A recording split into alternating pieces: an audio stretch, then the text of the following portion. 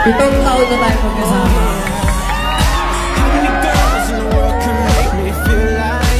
Pero hindi mo pinaramdam sa akin na hindi mo ko mahal. Araw-araw minamahal mo ko, araw-araw pinagtsatsagaan mo ko. Araw-araw mahaba ang pasensya mo sa akin. Araw-araw ikaw iliwat mo sa mga. Pero hindi ka nagreklamo. Sabi ko nga sa sarili ko, alam mo, kasi guys, pumupunta kami lagi ng Baclaran. Doon kami nagsisimba. Kada Wednesday, alas 12 ng gabi. Alam mo ba, nung mga 3 months ago, pinagbe-pray ko kay God na bigyan niya ako ng sign kung bakit ko gagawin to. Tapos, isang gabi, nakipag-inuman sa akin si Renegade tsaka si Kuya Ken Salcedo, si Outblade. Nakipag-inuman sila sa akin. Sabi nila sa akin, Bugs, ba't di ka na mag-propose kay EJ? Kasi ilang taon na naman kayo.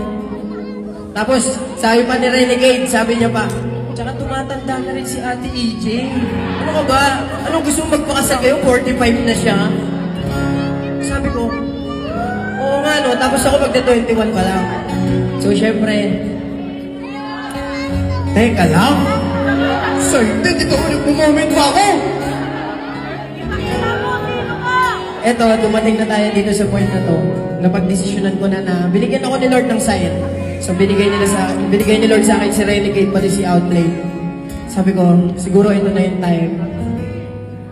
Tapos sabi ko sa sarili ko, ikaw na ang gusto kong makasama habang buhay.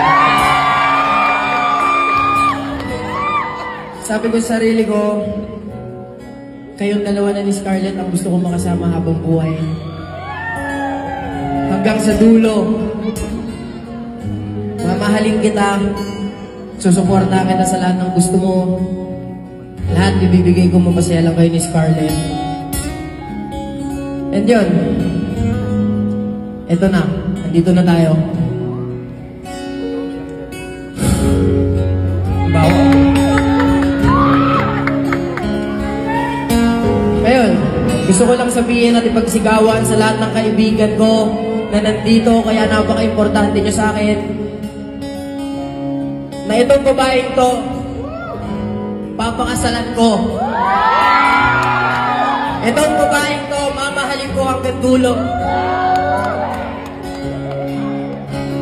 Kaya maraming salamat sa pagpunta nyo. EJ, Ena G. Cruz Laure, mahal na mahal kita. Will you marry me?